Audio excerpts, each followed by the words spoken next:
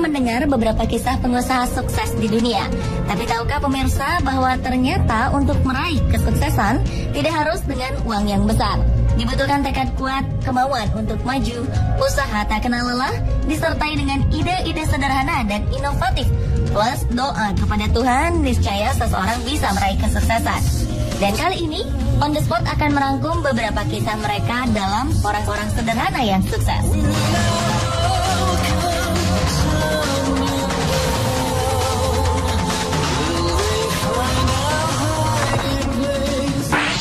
It's the most beautiful time of the year. Lights fill the streets, spreading so much cheer.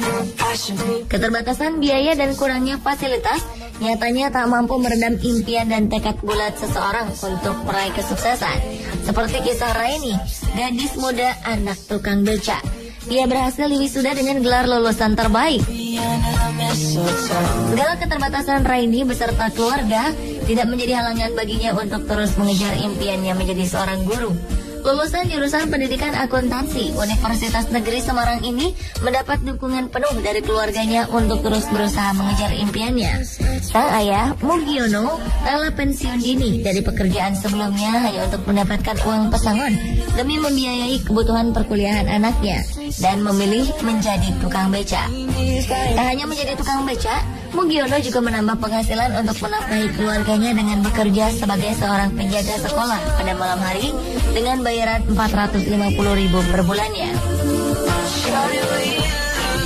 Melihat pengorbanan orang tuanya yang begitu besar untuk masa depannya, Raini tak menyia-nyiakan kesempatan.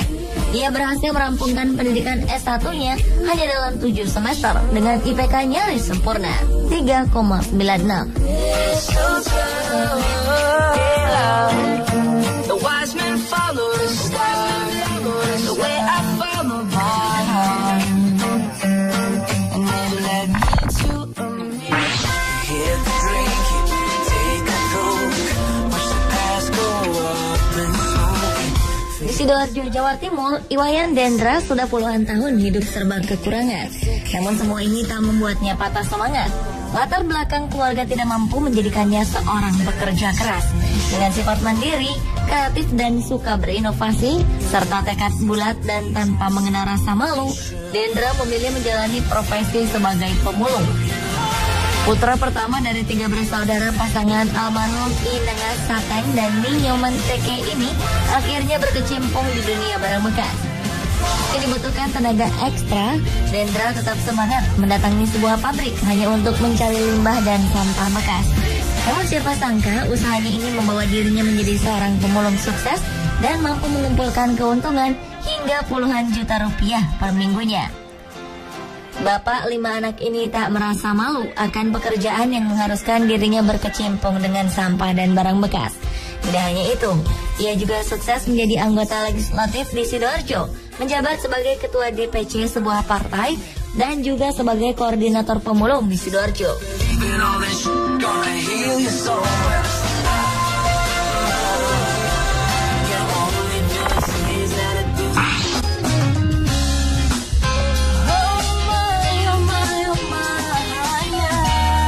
Bagi Anda pecinta Harry Potter tentu tak asing dengan sosok J.K. Rowling.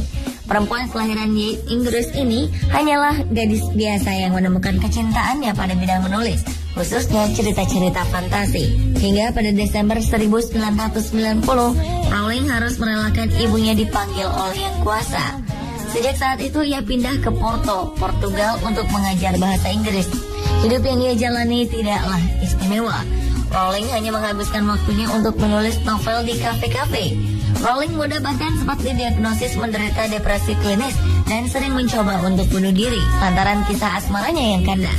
Dan dengan perpaduan bakat dan tekad, ia mampu untuk melewati semua tekanan yang ia alami. Kini berkat kesuksesan novel-novelnya, ia hidup sejahtera. Siapa sangka berawal dari kecintaannya dalam menulis, mampu membuat Rowling menjadi kaya raya. Kini hartanya mencapai 1,1 miliar dolar atau sekitar 13 triliun rupiah. Dan telah mampu menjual lebih dari 400 juta buku. Oh yeah, oh.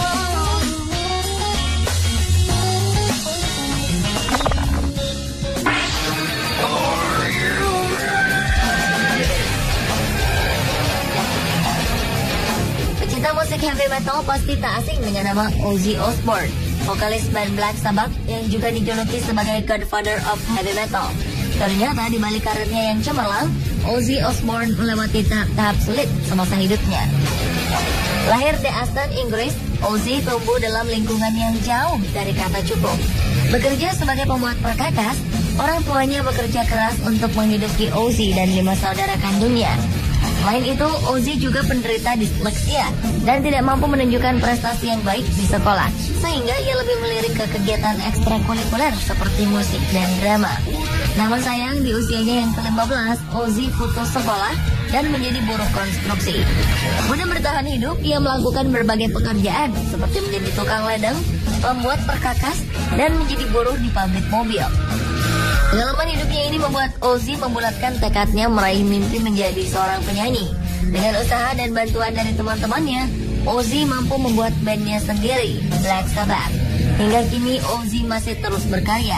Ia telah menghasilkan 9 album studio, 3 album live, dan single-single yang masuk di peringkat atas tangga lagu di Inggris.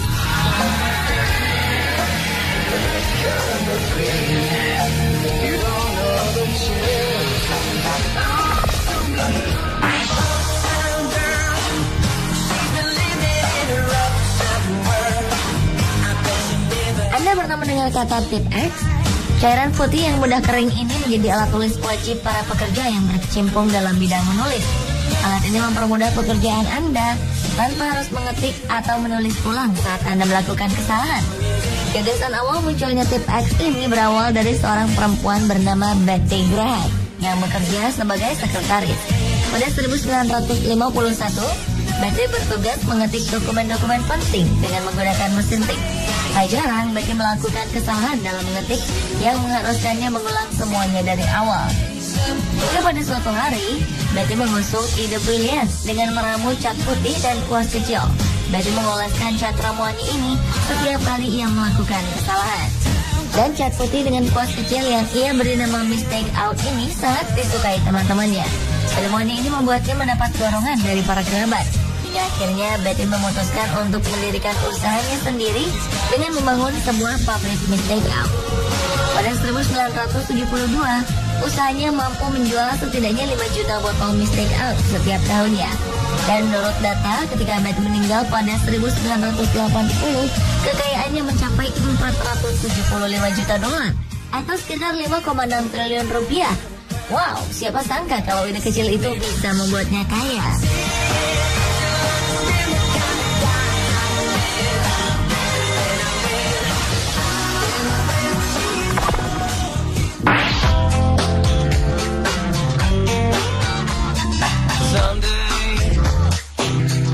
Rockefeller lahir di Richford, New York dan memiliki 5 saudara.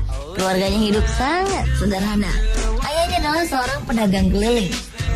Rockefeller kecil sering berjualan permen, bahkan menjadi pembantu di rumah para tetangganya.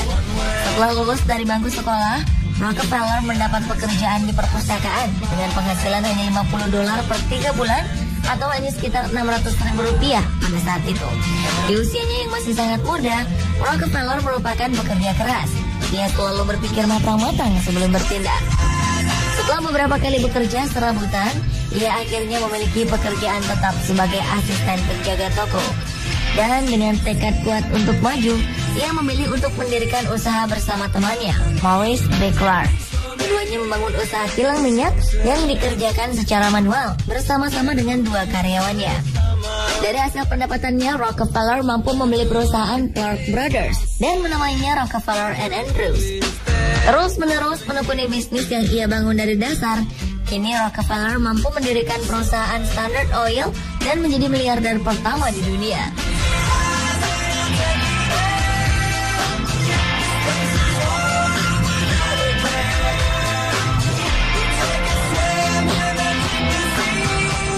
Pemirsa, itulah beberapa kisah sukses orang sederhana versi On The Spot.